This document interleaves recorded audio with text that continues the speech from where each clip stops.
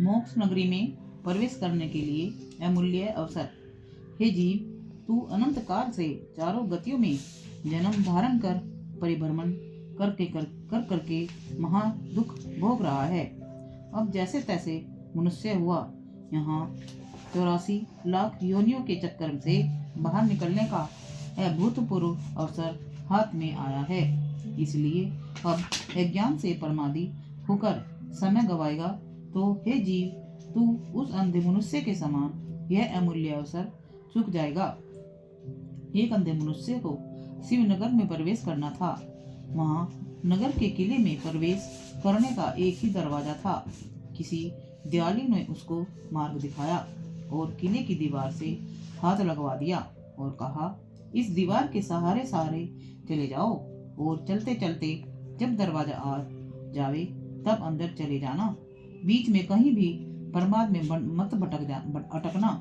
इस प्रकार किले की दीवार को पकड़कर वह अंधा मनुष्य आगे बढ़ने लगा, लेकिन बीच बीच में वह प्रमादी होकर क्षण में पानी पीने लगता, क्षण में शरीर खुजाने लगता। ऐसा करता हुआ जब दरवाजा पास आया तो ठीक उसी समय भाई साहब सिर खुजलाने लगे और सिर खुजाते खुजाते आगे बढ़ गए और दरवाजा पीछे ही छूट गया। इस प्रकार शिवनगर में प्रवेश करने का अवसर चूककर वह फिर से भटक गया। उसी प्रकार हे जीव, इस 84 के चक्कर में तुझे ये मनुष्य पर्याय जैसे तैसे मिली है और मोक्ष नगरी में प्रवेश करने हेतु दरवाजे को दिखाने वाले संत महापुरुष मिले हैं। उन्होंने करुणा करके मार्ग दिखाया है कि अंदर चैतन्य में आत्मा को स्पर्श करते हुए चला जा। मोक्ष नगरी में प्रवेश करने हेतु रतनत्रय का दरवाजा आएगा, तू उसमें प्रवेश कर जाना।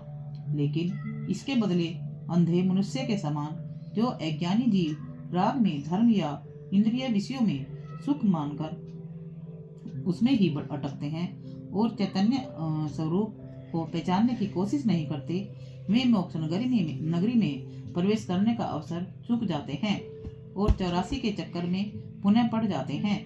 इसलिए हे जीव, तू अंधे मनुष्य के समान इस अवसर को मत चूकना। देह की यह मान बढ़ाई की तमन्ना छोड़कर आत्मा के हित की संभाल करना। तू अनंत बार गाजर मूली के समान मुफ्त के भाव बिका है, अतः किसका मान करना।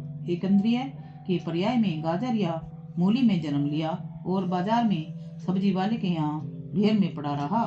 वहाँ सब्जी लेने वाले या छोटा बच्चा सब्जी के साथ गाजर और मूली मुफ्त में मांगता है और सब्जी वाला उसे दे देता है। तब उस गाजर मूली के पर्याय में वनस्पति काय को धारण करने वाला जीव भी उस मूली के साथ मुफ्त में बिक जाता है। इस प्रकार हे जीव, मुफ्त में अनंत बार बिका और इस मनुष्य पर्याय में व्यर्थ ही मान अपमान के पीछे अपना समय क्यों गवाता है। हे भाई, थोड़े समय की इस मनुष्य पर्याय में आत्महित के लिए क्या करना है, इसका विचार कर सावधान होकर आत्मज्ञान करके मोक्ष नगरी के दरवाजे में प्रवेश कर ले। अंधे मनुष्य के समान अवसर चूक कर पुनः 84 के चक्कर में मत पड़ जाना।